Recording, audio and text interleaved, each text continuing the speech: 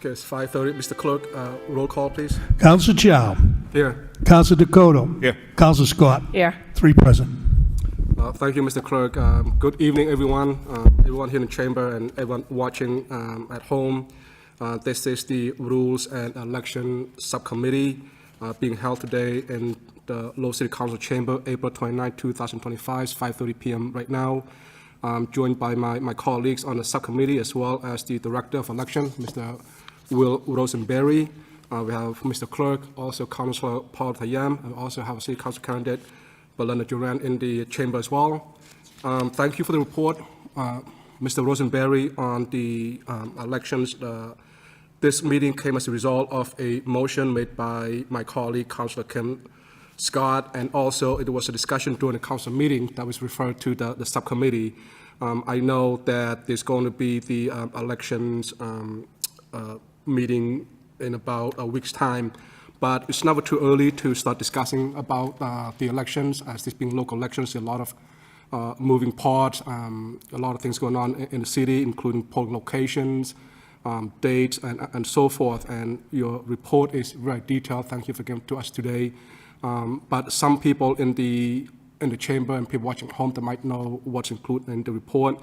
Before I open the floor to my colleagues to make comments or questions, I'm going to ask you, Mr. Rosenberry, if you could just give us an overview of the report here that you have with you. Sure. Thanks, Councilor. So in March, I appeared before the council, and at that time, we set the preliminary date of September 9th. Okay. Thank you, Councilor. I had appeared before the council in March, and at that time, we set the September 9th preliminary date. In the meantime, we've been able to publicize that date and publish a candidates guide. I think I'm on now. Publish a comprehensive candidates guide that we're in the process of having translated into Spanish and Khmer as well. As a result of that vote setting the date, nomination papers will be released June 10th, and they're going to be due back for certification July 22nd. There are some open items left over from that meeting, which are still open. They are the issues with polling locations. We still have yet to set the early voting schedule and location, and then just wanted to also provide an update on the online census progress with moving towards rolling that out for the 2026 census. As far as the polling locations are concerned, we're still continuing to seek an alternative location for Lowell High School, which we had determined to be not meeting the needs to have a polling place there. We are working with both Lowell Public Schools as well as some other partners who manage some downtown properties to look at alternative locations for that high school, and I think that we'll be able to zero on one and have it before the council soon for a vote. We were also recently contacted by the principal of the Morey School, and by recently I mean yesterday, with a suggestion that we move the precinct not from the Morey School but within the Morey School to the cafeteria. I'm inclined to share the principal's concerns about accessibility at the current entrance on Wilder Street, and the parking might afford better accessibility to the polling place if it were moved to the cafeteria. We're going to get together and actually try and visit and survey that site, and if we find that that might be a more suitable room of the Morey School, we'll see if we need to put that before the council as well. One thing that is not mentioned in here that we are sort of looking at as part of this Lowell High relocation would be perhaps relieving some pressure at the senior center polling location. There are a large number of polling places, precincts that vote there. It's very compact. Perhaps by finding maybe a alternative school in an adjacent precinct, we could relieve some of the pressure that's on the senior center as far as the polling place is on election day. And we have plenty of time to examine and find new polling places, as we just have to have it before the council no later than 20 days. Again, as I stated in March, I wouldn't recommend we wait till that long, but a timely vote allowing us to notify the voters. We still have to have a determination on the early voting location. As you mentioned, Councilor, there will be an election commission meeting on May 13th that we're scheduling. I do believe coming out of that meeting that the election commission will have their recommendation on the times, dates, and locations that they will then submit to you folks for a vote before the full council. So I would hope that we could set the early voting before the full council on May 20th. And as far as the final item here being the online census, we're moving forward with that. We're trying to finalize right now the technical specifications, working with MIS, and I'm going to work with the law department a little bit as well to make sure that it's good to go. And we will be going out to seek quotes. I've been able to identify a handful of vendors from whom we'll be seeking quotes, and hopefully assigning that to a vendor before the end of the fiscal year and get moving on having that rolled out, developed and tested and rolled out for the next census in January 2026. So, are there questions? I'm happy to answer them. Great. Thank you, Mr. Rosenberry. Before I open up the floor to my colleagues here, I just want to make a quick comment on the request from the principal of the Morris School. I know that area very well. It is in my district, the Lowell Highlands, and I tend to agree with the principal and you that having the voting, not change the location, but just the area in the same school to the cafeteria, which is more close to the parking lot. I think that's an easier, because I many times, including myself, when you walk from the parking lot to the main entrance on Wallace Street, it is quite a hike for some people. It's a walk, especially people with mobility issues, and also the sidewalk is narrow. And if individuals go vote late evening, it might get dark, and it just tons of traffic. It makes it a lot easier for voters just to park their vehicles in a big open parking space and go into the cafeteria. It's an easier accessible entrance right there. So I tend to agree with that suggestions. Having said that, Councilor Dakota has comments or questions. Councilor? Thank you, Mr. Chair. Thank you, Mr. Rosenberry. I do appreciate the information you brought forward. Couple of notes, just for clarity's sake, concerning the high school. All right, that is district. That's a combination of Is the acre Well, and downtown. Actually. acre and downtown. Yeah. So the other polling Some location is what actually. for that district? Right as of now. Yeah, so there are a number of, there's some Ward 7 precinct, there's a Ward 7 precinct that votes there, as well as some Ward 4 precincts that vote there. Okay. So the polling place can be cited, so the rule in a city such as ours with wards for voting purposes is the polling place is either cited within the precinct or in an adjacent precinct. Understood. How many voters came to Lowell High last year, 2 years ago? I don't have that figure in front of me. One of those precincts or two of those precincts are smaller, low turnout sub-precincts.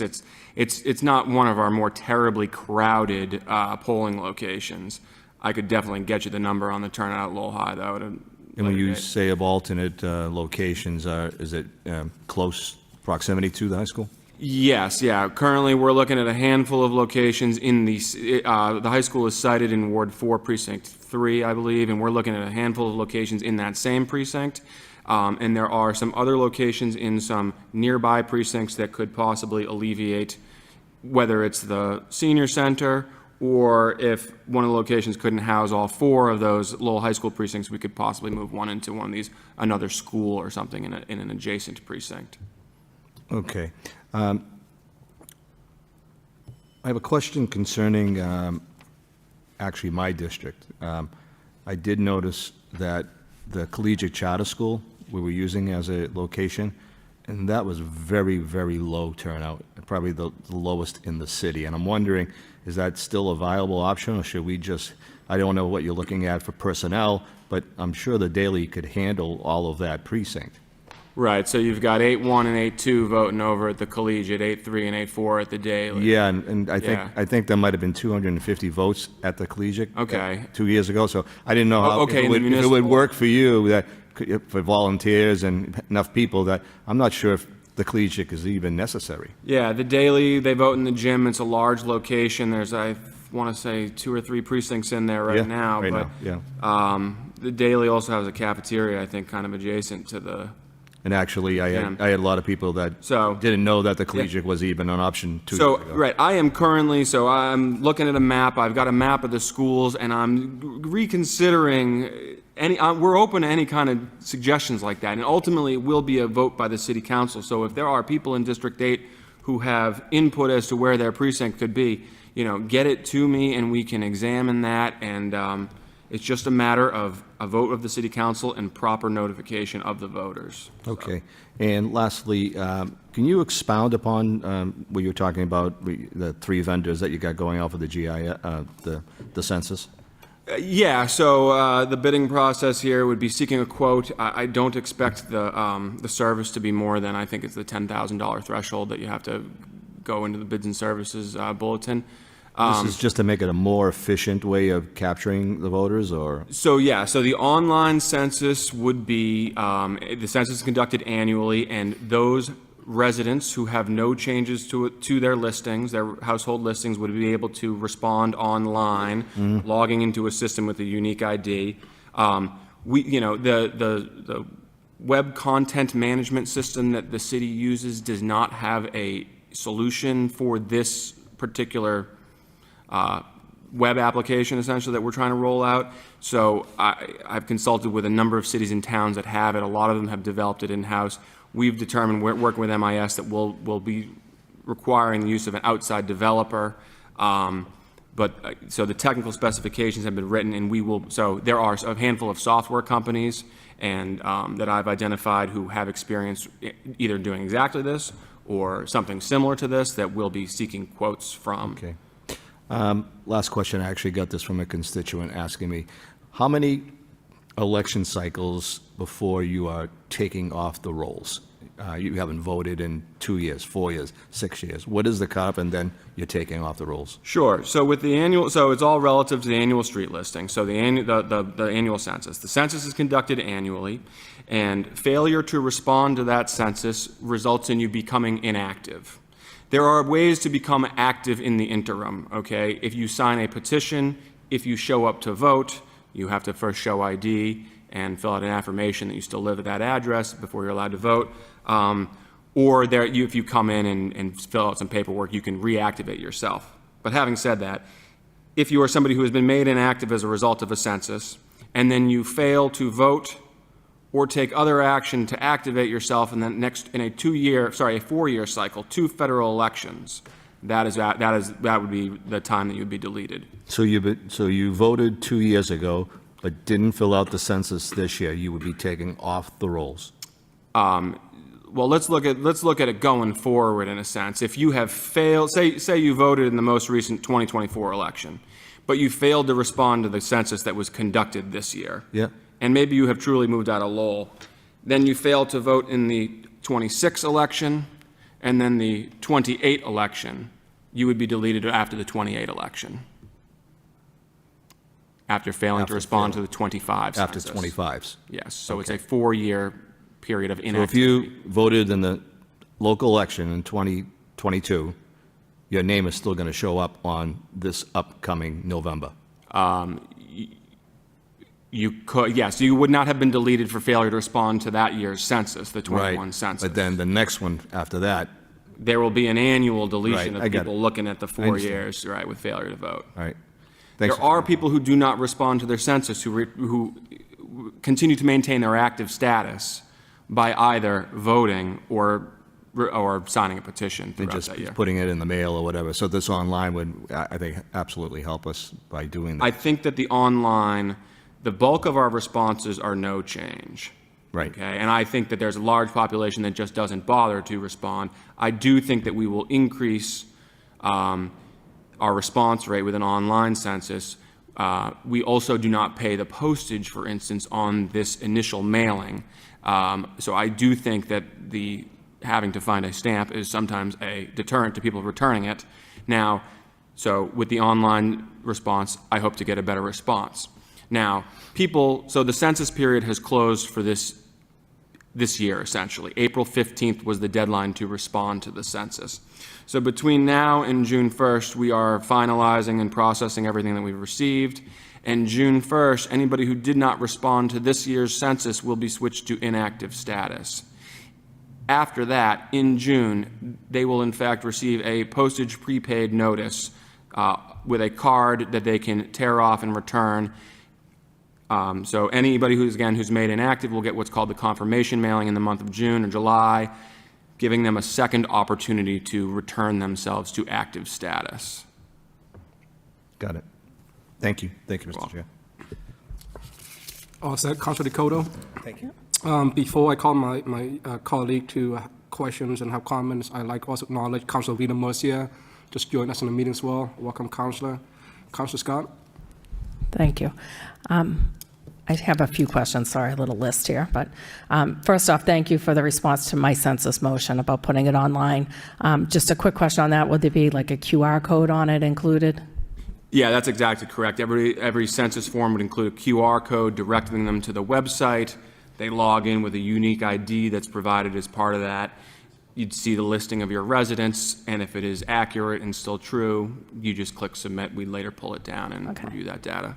That's great. And you don't need to create an account, right? It's just going to be a unique code that you enter in, no account creation that's going to hinder people from wanting to do it? That is correct. That is correct. Okay. Do you know what percentage of them right now you end up sending second notices to?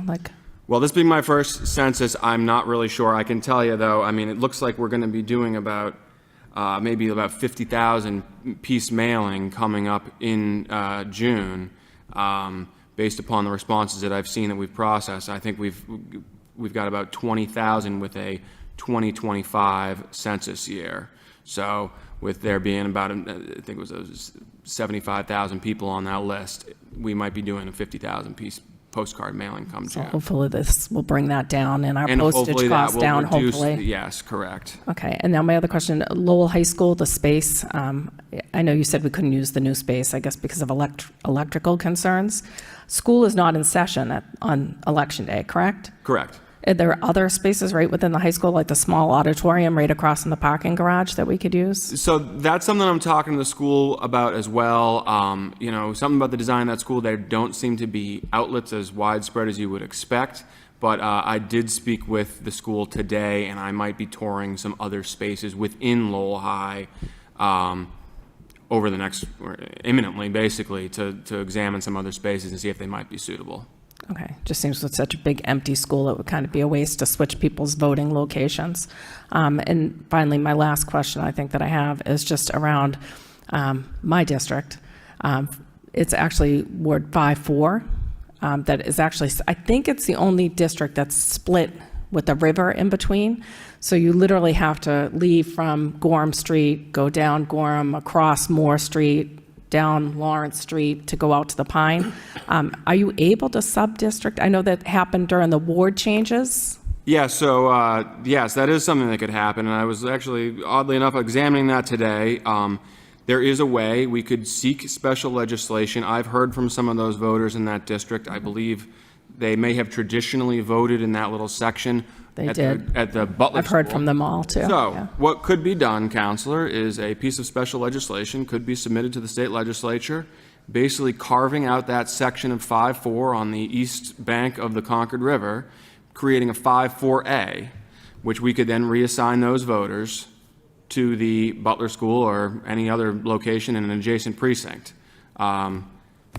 Happy to examine that and help write that legislation. I know there are cities and towns in Massachusetts that do this. Peabody, Revere, Hingham all have sub-precinct created for polling places. So that is definitely something we could do here. And I understand that it adds, I'm sure, more work for the election office to do that, but it is, like I said, it is quite the ride around to get over to vote. And I do know we have mail-in voting, but I had a lot of people express concerns about their polling places changing. So I'll definitely be reaching out to you about that. So Excellent. thank you. So I said, Councilor Scott. Seems like my colleagues, I'm sure my other fellow councilors and the residents were concerned about polling locations and make it accessible and, you know, like convenience to the voters. How do you determine a polling location? Is it by number? Does it have to meet so many number of voters per location? And if it get over that number, you have to get the voters to a different location? Or is it by number of residents or by number of registered? How is a polling location in a particular neighborhood area determined? Sure, Counselor. So first, the first order of business is to draw the precincts. And the precincts in Lowell, well, the precincts in Massachusetts, they are maximum population of 5,000, and they all have to be equal plus or minus 5%. Looking at the population of our precincts today, each precinct, and when I say precinct, I'm including those sub-precincts as part of the whole precinct. Each precinct in Lowell has approximately 3,500 voters, plus or minus 5% variance. As far as the polling places are concerned, each precinct must have a polling place, and it must be, again, located either in the precinct or in an adjacent precinct. It also, in addition, has to be accessible, suitable, have electricity, be connected by a telephone, et cetera.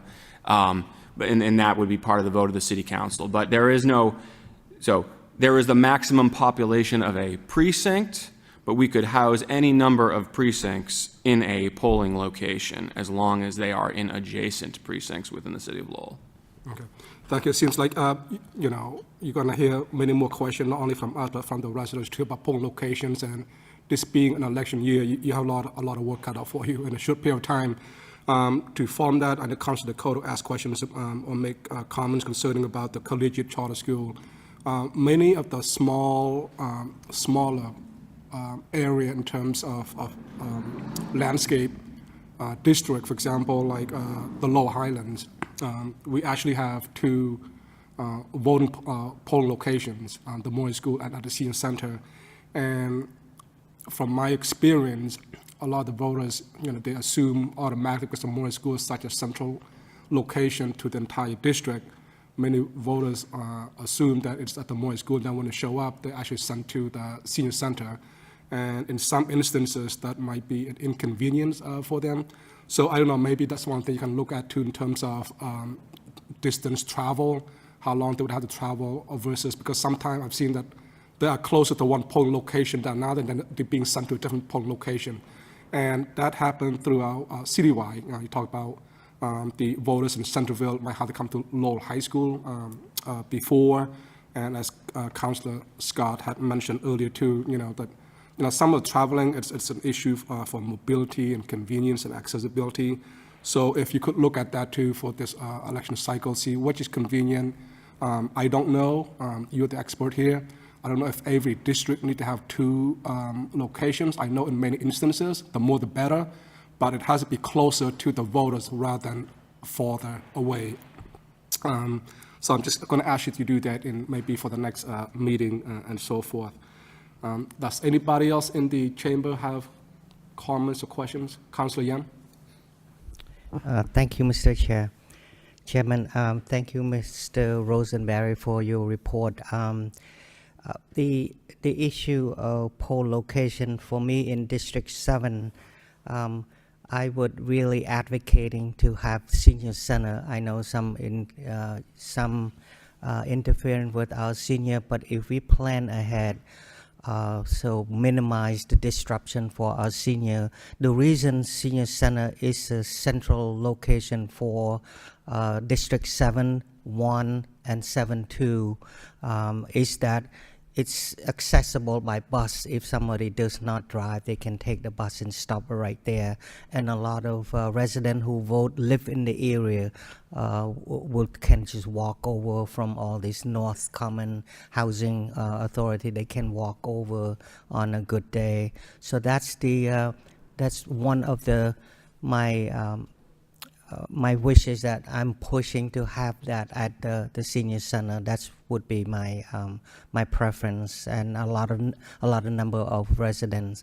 Similar to Councilor Scott, 7.3, it got pushed over to the high school cafeteria, and I have a lot of confusions for voters who came and thinking that they can vote it at the senior center. The last election, we have volunteers that then drive them to the high school to vote. So we met a number of residents who live in the acre. They have to go all the way to the high school cafeteria.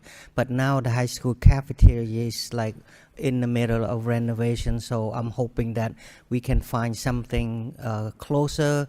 Hopefully you can resolve the issue with the new high school and provide enough power and telephone to accommodate that.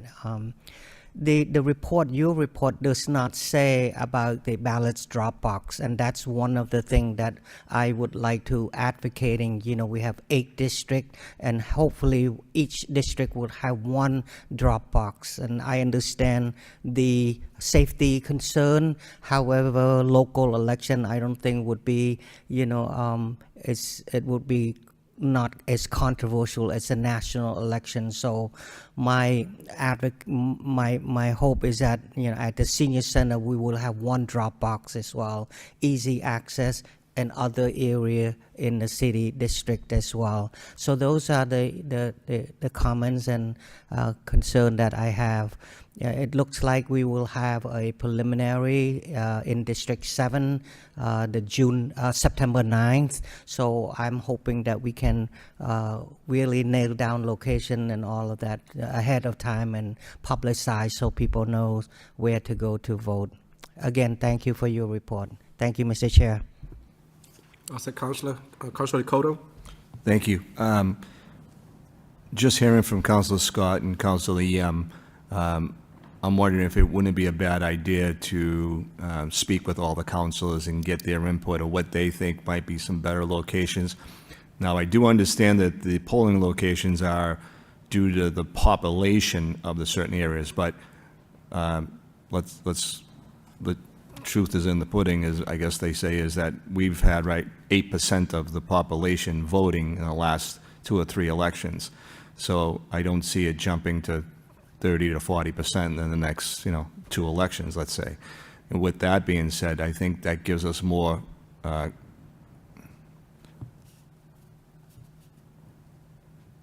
be a little bit more creative, I think, in the polling locations. I think Councilor Yem has an excellent point where that senior center should be basically in his zone, and I agree with Councilor Scott as well, because going over the river, it just doesn't make sense. And my voters in 8 didn't even know where the collegiate charter school was. It's kind of hidden in the back. They went to the Daily, and the people at the Daily said, you got to go to the collegiate, and they needed directions. So, and obviously with only 225 votes being, I think, that were on the ballots, it doesn't seem very efficient to me. So I think probably input from the councilors on what they think might be, and we can always change it, I guess, in years to come. But right now, if we're looking at 8% of the population voting, I think we have a lot of room to move around a little bit. Thank you. Thanks. Councilor Scott. Thanks. Just one comment in regards to that about we can always change it. I do think that is kind of part of the issue, is that people, they like the consistency of their polling place. So if we have to take some time to research where we want to kind of make permanent polling places, then I think that's probably the best thing to do. So. Mr. Rosenberry. Yeah, if I may. So, I think at some point there was an effort made to reduce the number of polling locations. We only have 13 locations open across the city. It does not require an increase in labor or poll workers for us to open up more locations. Specifically to alleviate the pressures of the senior center and to address Councilor Chow's concerns about those District 6 voters, looking at that map, you've got some Ward 6 voters who might be better served if we were able to open up, for instance, the Lincoln School. There's also in District 7 the Stocklosa School, which has previously been used as a polling place. It is in, I believe it is in 7-2. It is adjacent to all the other precincts. The senior center on an election day housing, I think it's 5 precincts, can get very crowded, and it's a tight fit to fit all those precincts. Now, consistency is important too, and notification and publication of publicizing the polling places is very important. I don't want to change them every election and get people confused, but increasing the number of locations would better serve the voters, put them voting closer to their neighborhoods. It's not an increase of our capacity with the number of poll workers or anything like that. It's just a matter of getting, if it's a school, a janitor to open up that school in addition to the others. So if any counselors and if any voters, if any residents have suggestions on locations, or if you're a business owner and want to open your business to us for free, for instance, in the city of Worcester, they vote in the entry of a grocery store. So, in the past, I know the Masonic Hall has been used, the Songa Center has been used. These are not city-owned properties, but if the counselors have locations in their district that they think would be suitable locations, if they're accessible and they've got a way to get them open, by all means, bring it to me, and we can put it before the council for a vote. I definitely want to expand access and increase voter convenience. Also, Councilor. We do. Councilor Yam, do you have a follow-up comment question? Just a comment, Mr. Chair. Thank you. I think the suggestion of stock closer is good. Also alternative, because the election day, the school is closed. My concern is that the primary, is the school still open, right? September 9, or is that closed? The school committee or the superintendent recently put out a schedule for the next year that shows that there will be this, I think it's a professional development day, but the children will not be having school on September 9th or November 4th in Lowell. All right, thank you. And then the parking, it's also good at stock closer as well. And if we all agree to stick with stock closer, I will support that as well. But make it a permanent consistency is it's important for a lot of residents, that they used to go to vote here and vote there. The question is at 7.3, do you have to go to the high school now? Because based on legislation, like if we create like you said, create a new subs and then can vote at the same place, all let's say stock closer together, 7.1, 2, and 3, without having to split up the district like that. Would that something possible? Just a thought. Yeah, so right now, we're sending the 7-2 voters, which is this precinct here, over to the high school. Yeah, 7-2, sorry. But the 7-2 voters, they don't have to go to the high school. They could be assigned to the senior center. They could be assigned to the Stocklosa if we were going to open that. They could, if we were to open up the Merkland School, that happens to be in Ward 7, Precinct 2 as well. The Bartlett School is in Ward 7, Precinct 1, an adjacent precinct. So, yes, there are a number of alternative suitable locations for 7-2 voters who currently vote at the high school. Mr. Chair, if I may follow up with that. The last two schools you mentioned, the Bartlett and the Merkland, the concern I have would be accessing those schools because they are really tight and a lot of people will get lost. So stock closer seem to be the best alternative if we're not staying with the senior center, simply because it's a bus line, it's an intersection, easily recognized, easy go in and out with the parking on the side where Mount Vernon is and where Rock Street is. So that also is a viable alternative to the senior center. So that's just my concern about the other two schools you mentioned. Thank you. Also, Councilor Yam, we do have a lot more to discuss, especially after the Election Commission meet on May 13 to get more final answers and decisions and poll locations. So before we finish the meeting, I do want to follow up on what Councilor Dakota brought up earlier about the census and so forth. That's kind of important, and you did a good job answering those questions. I do encourage everyone to complete the census and follow through. My question is, I was trying to understand when you discussing the difference between being active voter and completing the census. So if a voter, they vote every election, but they don't complete the census, how does that, are they always going to be considered active voter then? Are there a direct relationship between completing the census and voting? So yes, so the annual census, if you don't respond to, we're trying to confirm that you still live in Lowell. So if you don't respond to the census, our concern is you might not live in Lowell, and with a municipal election, in order to vote in Lowell, you have to be a resident of Lowell on the day of the election. The state elections are a little bit different. There's a 6-month grace period if you move within Massachusetts and do not register. But having said that, so if you don't respond to the annual census, our concern is that you no longer live in Lowell. So we switch you to inactive status. If you were to show up to vote on September 9th, okay, you're noted on the voters list as inactive. You would need to fill out an affirmation of current and continuous residence, affirming that you still reside within the city of Lowell. You would have to show current identification that shows your current Lowell address. And at that point, and only at that point, would you be allowed to vote. After voting, an inactive voter is then switched back to active status. Now, we do not update their census year because they truly did not respond to, for instance, the 2025 census, but they will become an active voter and therefore not be at risk of falling off the rolls because they have confirmed to us in writing and by showing ID that they still are residents of the city of Lowell. So, no, I was okay until that part. I thought I had everything squared away.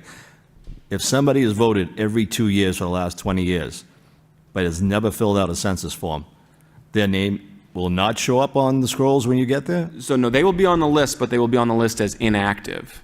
So there are, I've never had anybody ask or any of the constituents say, my name is inactive and I can't vote, and I have to show an ID. I mean, we had a number, I couldn't tell you off the top of my head, but we had stacks and stacks of affirmations of current and continuous residents. We had something like 30,000 inactive voters in the lead up to this presidential election. So how long does that take to do? So I definitely encourage people to be returning the census because it does create unnecessary delays in lines at polling places while people are producing their IDs and having to fill out this affirmation. You're generally directed to a separate table where you appear before the warden who assists you with that paperwork before you're allowed to vote. Is there an extra step that we can do to communicate to the public that it is indeed needed to fill out the census? So if somebody voted 20, in the last 10 elections, but hasn't filled out that census, is there something that after a year saying, listen, you have not filled out the census, we ask you to go online, hopefully go online at that point and fill out because you will not be on the roster? Well, so in the Because it event, seems to me it's just not being very efficient to go vote and you're standing there in line behind a guy who has to fill out a form. that is true. I mean, there are people who I believe make it their point to not return the census and then desire every year to fill out that affirmation and show ID. But so yes, with the online census, hopefully more people will respond. There's also that confirmation mailing that's going to go out to everybody whose status is switched to inactive, Okay. giving them a second opportunity. And this opportunity is a little bit simpler than the first one. As opposed to you getting the listing of your entire residence, this one's coming directly to you. You have been made inactive. If you still live in Lowell, please return this card, and that is a postage prepaid reply card. In 2026, you would also have the opportunity, that will include the same QR code. You could log into the system and update the status as well. Okay. Thank you. Yeah, thank you, Councilor Dakota. And as you heard, it's a lot easier to complete the census than show up at the voting poll and spend a lot of time completing those forms. Councilor Scott? I'm actually all set. He just answered my question. Okay, thank you. Does anybody else have a comment? Councilor Yan? I'm full of questions today. Thank you, Mr. Chair. So I just take a quick look at the election map. Now we have a 7.3. I don't remember seeing this. District. You have 7.1, 7.2.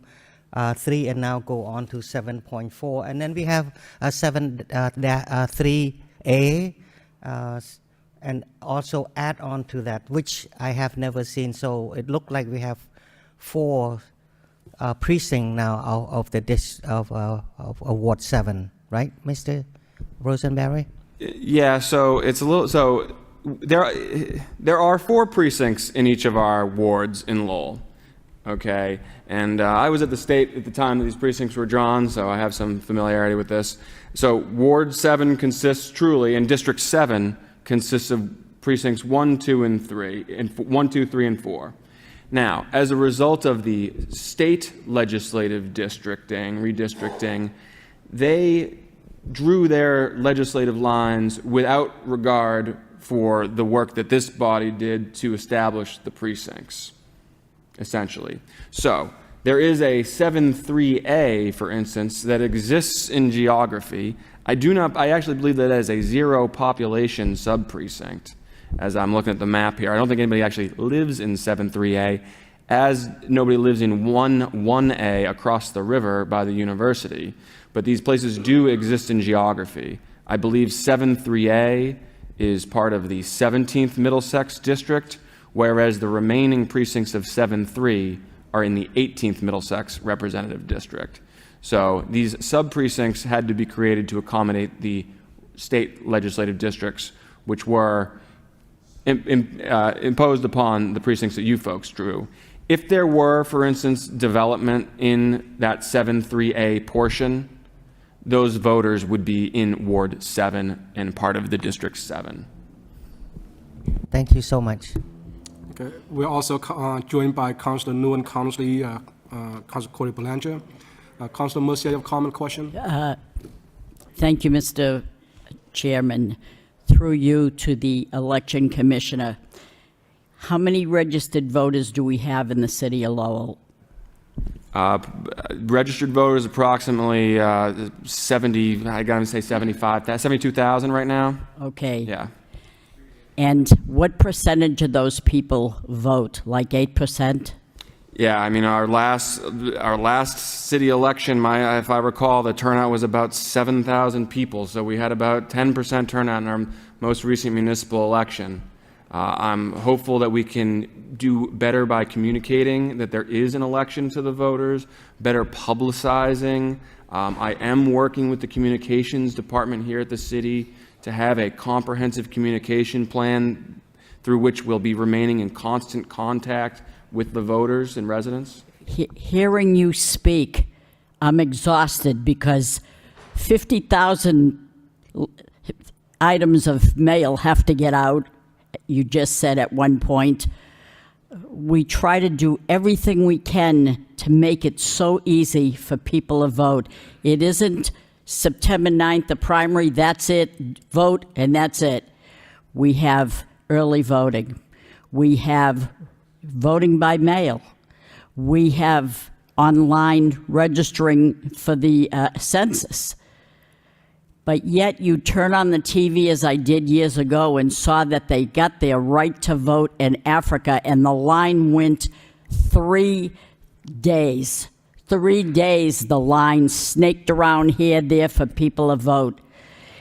Women's suffrage and women's right to vote. We tried, well, not we, but it seems like I was there. I wasn't, but I'm telling you, women did not have the right to vote. Today, everybody has the right to vote.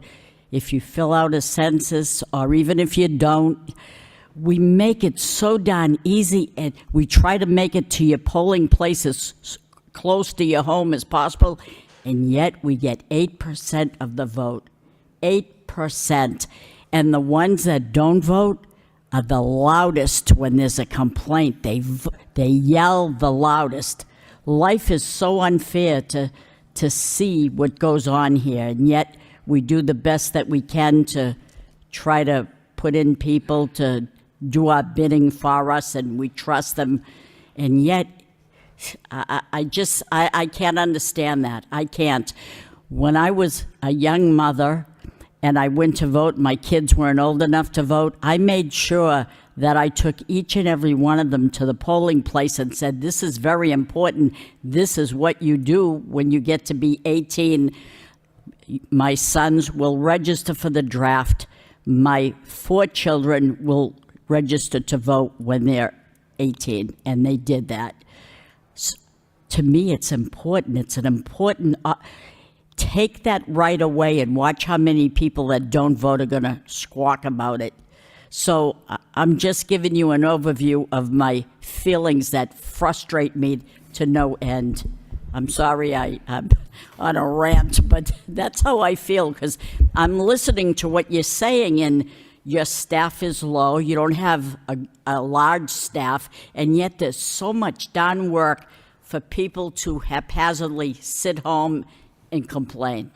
So I'm just giving you another view of this. Sorry I had to do it, but I feel better now. Thank you so much.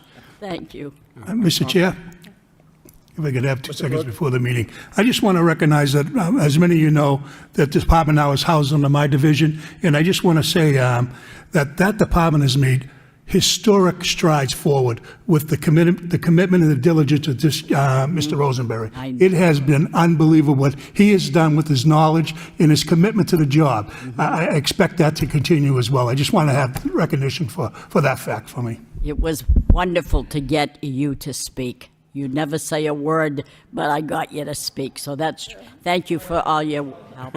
Thanks for all your help, yes. Make a motion to adjourn. Not yet, Councillor. No. My colleague Oh, is. you got another one?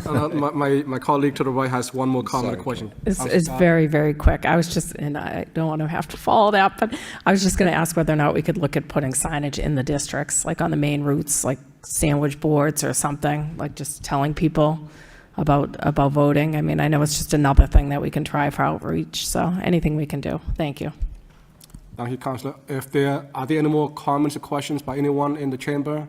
If not, again, as mentioned in the beginning, this is a preliminary discussion. There'll be more information, detailed discussed after May 13 meeting. So we're not going to adjourn this meeting. We're going to just continue it. So that way, when it's the right time, we'll discuss it. When's the best time to meet again with more information, more detail for the election. With that said, thank you so much. Thank you for being here, Mr. Rosenberg. Thank you to all councillors. Thank you, Mr. Clerk. Have a great night, everyone. We don't adjourn. We don't